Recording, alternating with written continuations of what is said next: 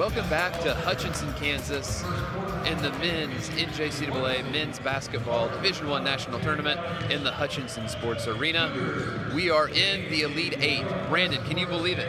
It's here. We're back, and honestly, I would say we're better than ever. We get a little bit better every day. We do, a little bit. Just like the bands that we've seen here. Like a fine wine. Absolutely. Game one, Brandon, two heavyweights. The preseason number one, Northwest Florida versus the current number one and number one seed, Barton. Let's talk a little bit about how they got here. Monday, Northwest Florida defeated Cali 85-70.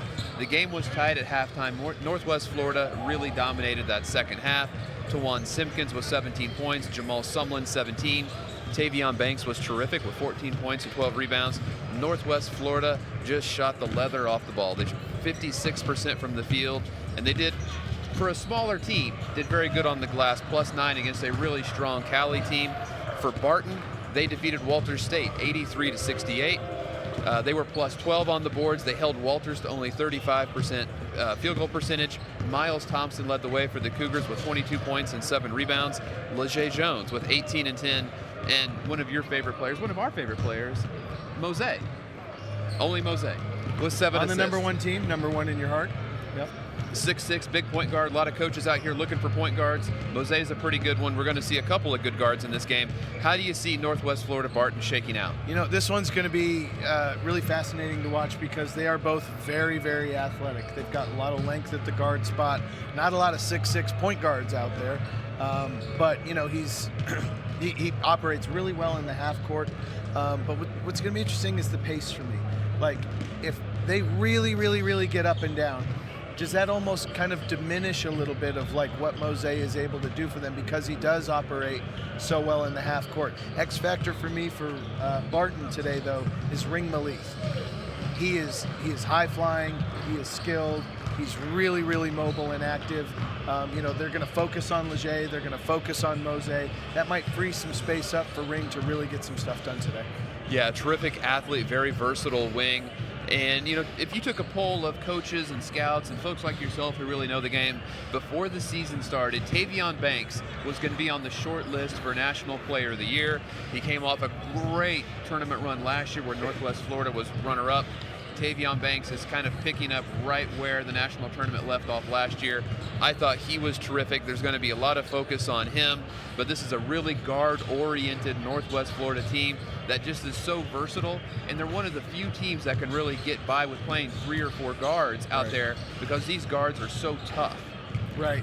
And, you know, the other interesting thing for me, you mentioned Tavion there. Both teams have a little bit of a redemption story going on with their main guys. Tavion just didn't have the kind of season that I think he really expected and wanted to have. Visited Iowa State early, kind of a little bit up and down throughout the season, but now as he comes into this tournament, has a good game the other day, if he can have another good game today, kind of, you know, set people's minds at ease as far as who he is as a player. And then Mose on the other side in October had a really bad concussion. Really affected him all throughout the season. You could just tell numbers really kind of went all over the place, and we just kind of kept telling people like, hey, this Mose that you're watching right now is not the same Mose that he will be soon. And I think soon is now. He's really kind of turned things around the last few weeks of the season. Obviously still passing well, all that sort of thing, but I think we're going to start seeing a little bit more of that offensive pop that he had last year. I think there's certainly a redemption story for both teams, right? Northwest Florida got to the national championship game a year ago and lost to John A. Logan.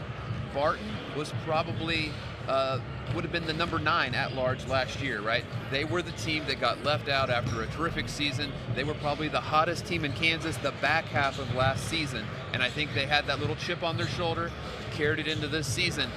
Coach Combs remembers that, and they are 1 win away from going to the Final Four. But we have not just Northwest Florida and Barton today as the basketball flies past us here. We have 3 great games after that. 2 of our favorite teams, Triton and South Plains. The Firm versus really 2 National Player of the Year candidates at South Plains with Jabari McGee and Malik Ewan. Let's just give a quick 30-second synopsis, if it's even possible, to talk about Triton versus South Plains. Both coaches, friends of the program. We've had them both on JUCO Jam all season. We know Coach Burns likes soup and peach Snapple. He does like soup. And who doesn't, if we're being honest? But this is going to be a matchup of those perimeter guards versus the length and strength of South Plains. You know, Jabari is a great guard, but he looks like he should be playing for the Steelers. He's so physical and so tough, and Triton has those guards that can just rain it from everywhere.